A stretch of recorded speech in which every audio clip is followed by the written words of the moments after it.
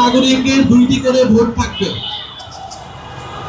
কারণ একটা হচ্ছে সরকার গঠনের জন্য যেই ভোট, অর্থাৎ আপনি প্রার্থী নির্বাচন করবেন, আপনার জনপ্রতিনিধি নির্বাচন করবেন, সেটার জন্য একটা ভোট, সেটার জন্য আপনি আপনার পছন্দের মার্কায় ভোট দিবেন। আরেকটি ভোট হচ্ছে গণভোট, যেখানে কিছু প্রশ্নের সাপেক্ষে আপনি হ্যাঁ অথবা নাতে ভোট দিবেন। গণ অভ্যুত্থানের পরে সময়টা জুড়ে আমরা যে ঐক্যমত কমিশনে ফ্যাসিবাদ বিরোধী রাজনৈতিক দলগুলো নানান আলোচনা, সমালোচনা, তর্ক বিতর্কের মাধ্যমে জুলাই সনদ প্রণয়ন করেছিলাম, সেই জুলাই সনদের উপরে এই গণভোট অনুষ্ঠিত হচ্ছে।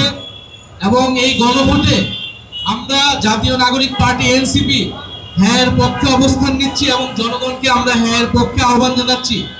আমরা বলছি, যদি আমাদেরকে পছন্দ না হয়, যদি আমাদেরকে ভোট আপনারা নাও দেন, কিন্তু অ্যাটলিস্ট হ্যাঁ এর পক্ষে আপনারা ভোট দিবেন। দল মত নির্বিশেষে আমাদের প্রত্যেকের দায়িত্ব এই হ্যাঁ পক্ষে ভোট দেওয়া। কারণ হ্যাঁ পক্ষে ভোট দিলে সংস্কার প্রক্রিয়া আগাবে, জুলাই সনদ বাস্তবায়ন হবে। গণ অভ্যুত্থানের পরে আমরা যেই ফ্যাসিবাদী স্বৈরতান্ত্রিক ব্যবস্থা সিস্টেমে পরিবর্তন করতে চেয়েছিলাম, সেটা কিছুটা হলেও পরিবর্তন হবে। আর যদি না জয়যুক্ত হয়, তাহলে আসলে আগের ব্যবস্থাতেই থেকে যাবে এবং কোনো ধরনের পরিবর্তন হবে না এবং গণ অভ্যুত্থান আসলে সম্পূর্ণভাবে ব্যর্থ হবে।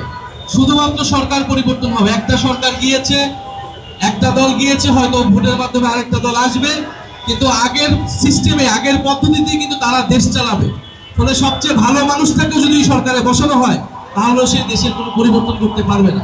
এই জন্য আমরা বলছি, আপনারা হ্যাঁ পক্ষে, সংস্কারের পক্ষে ভোট দিবেন এবং দলমত নির্বিশেষে আমরা সংস্কারের পক্ষে, হ্যাঁ পক্ষে ক্যাম্পেইন করব। সেটার জন্যই আজকের এই উদ্যোগটা। আমরা এরকম আরো অনেক উদ্যোগ এই পুরো ইলেকশনের মুহূর্ত পর্যন্ত নিব। ইলেকশনের দিন পর্যন্ত আমরা হ্যাঁ পক্ষে এবং 11 দলীয় জোটের পক্ষে আমরা ক্যাম্পেইন চালাবো।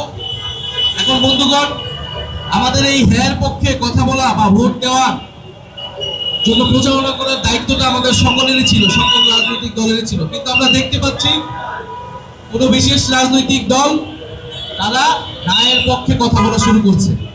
তারা ইনিয়ে বিনিয়ে নানাভাবে ন্যায়ের পক্ষে, মানুষ যাতে ন্যায়ের পক্ষে ভোট দেয়, তাদের কর্মীরা যাতে ন্যায়ের পক্ষে ভোট দেয়, সেটার জন্য প্রচারণা করার চেষ্টা করছে। তারা প্রথমে বলল যে সরকার নিরপেক্ষ থাকতে হবে, সরকার হ্যাঁর পক্ষে কথা বলতে পারবে না। এই বিশেষ দলই যখন সংস্কার কমিশন হয়েছিল, তখন তারা বলেছিল এই সরকার কেন সংস্কার করবে, গণ অভ্যুত্থানের পরে কোনো সংস্কারেরই প্রয়োজন নাই তারা বলেছিল। কিন্তু আমরা বলেছিলাম সংস্কার করতে হবে, সংস্কারই গণ অভ্যুত্থানের প্রধান এজেন্ট, বিচার সংস্কার। ফলে এখন তারা ন্যায়ের পক্ষে পরোক্ষভাবে বলার চেষ্টা করছে। আমরা বলবো এই ভুলটি করার চেষ্টা করবেন না। যদি ন্যায়ের পক্ষে চলে যান, তাহলে জনগণের বিপক্ষে আপনারা চলে যাবেন এবং ন্যায়ের পক্ষে যারা থাকবে তারা নির্বাচনে জয়ী হতে পারবে না বলে আমরা বিশ্বাস করি।